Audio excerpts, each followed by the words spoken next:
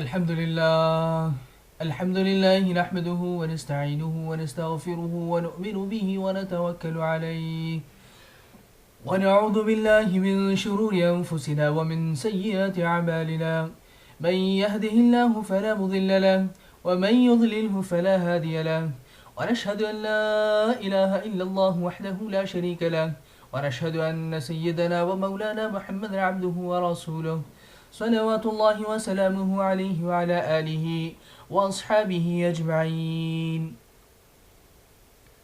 أعوذ بالله من الشيطان الرجيم. بسم الله الرحمن الرحيم.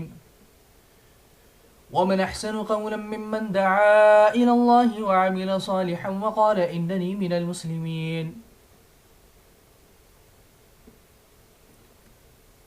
وقال النبي صلى الله تعالى عليه وسلم: لغدوة أو روحة في سبيل الله خير من الدنيا وما فيها، أو كما قال عليه الصلاة والسلام.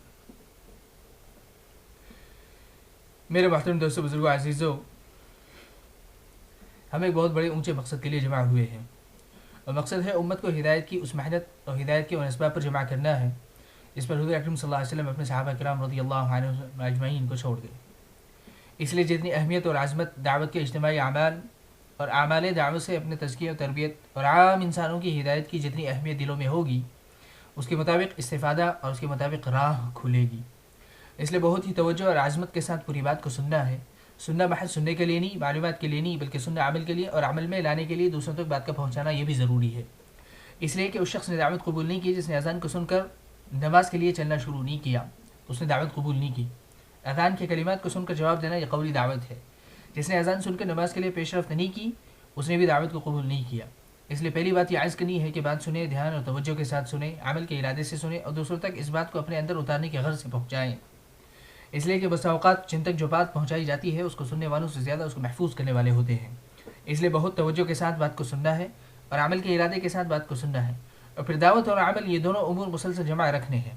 اس لیے کہ یہ بات یقینی اور ایک حقیقت ہے کہ جب دین دعوت کے بغیر رہ جائے گا تو سب سے پہلی جو مشکل پیدا ہوگی اور بے دینی کا جو سب سے پہلا سبب ظاہر ہوگا وہ دین سے کامیابی کا یقین جاتا رہے گا. دین کی معلومات، دین کے شعبے باقی رہ جائیں گے، لیکن اللہ رب العزت کے اوامر سے دنیا و آخرت کے مسائل کے حل کا یقین نکلے گا، بے دینی غالب آ جائے گی. اس لیے حضرت مولانا رحمۃ اللہ علیہ فرماتے تھے کہ جس چیز کا یقین ہوگا طبیعت خود بخود اس کی طرف چلنے کے لیے مجبور ہو جائے گی. یہ بات حق ہے. جب امت دعوت چھوڑ دے گی تو دین بھی چھوڑ دے گی. اس لیے کہ دین سے کامیابی کا یقین باقی رہنا وہ دعوت پر موقوف ہے. اس لیے دعوت اور عمل یہ دونوں چیزوں کو مسلسل جمع رکھنا اس کام کا بنیادی مقصد ہے. اللہ رب العزت نے قرآن میں صاف طور پر فرمایا ہے کہ اس شخص سے اچھا دین کس کا ہو نہیں سکتا، اس شخص سے اچھا دین کسی کا ہو نہیں سکتا جو دعوت اور عمل دونوں کو اکٹھا رکھے. ومن احسن قولا ممن دعا الى الله وعمل صالحا وقال انني من المسلمين.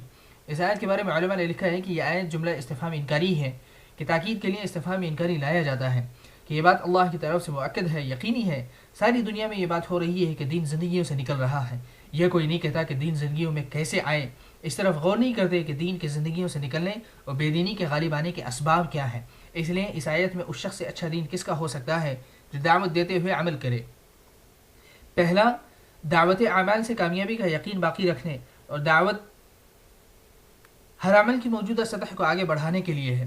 حضرت مولانا یوسف رحمۃ اللہ علیہ فرماتے تھے کہ دو نمازوں کے درمیان کا وقت فارغ کرنا گشت کے لیے، اگلی نماز میں کمال پیدا کرنے کے لیے ہے. صرف دین کی معلومات پہنچا دینا یہ دعوت نہیں ہے، بلکہ اللہ کے ساتھ تعلق کو پیدا کرنے کا راستہ ہے.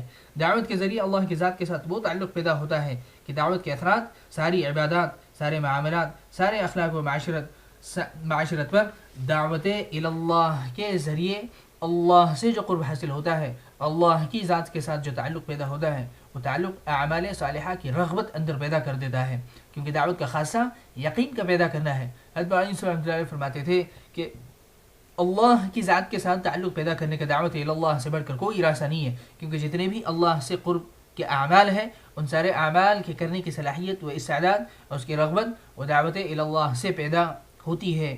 یہ میں اپنی طرف سے خیال نہیں ظاہر کر رہا، بلکہ قرآن کی بہت سی آیتیں اس کی طرف رہبری کرتی ہیں، اور بہت سے انبیاء علیہ السلام اور صحابہ کرام رضی اللہ عنہم اجمعین کے واقعات یہ بتلاتے ہیں کہ جب امت اجتماعی طور پر دعوت اللہ کو چھوڑے، امت بجائے اللہ کے اوامر پر باقی رہنے کے امت باطل کی مدعو ہو گئی.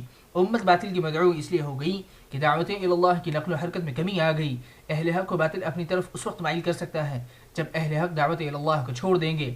کعب بن مالک رضی اللہ عنہ کو بدری صحابی نہیں ہے لیکن 72 غزوات میں شرکت کی, صرف غزوہ تبوک میں شرکت نہیں کی, اور وہ بھی آج کل جانے کے ارادے سے. تو غسان کے بادشاہ نے ان کو اپنی طرف دعوت دینے کی کوشش کی اور ان کو خط لکھا کہ تمہارے ساتھیوں نے تمہارا ساتھ چھوڑ دیا ہے.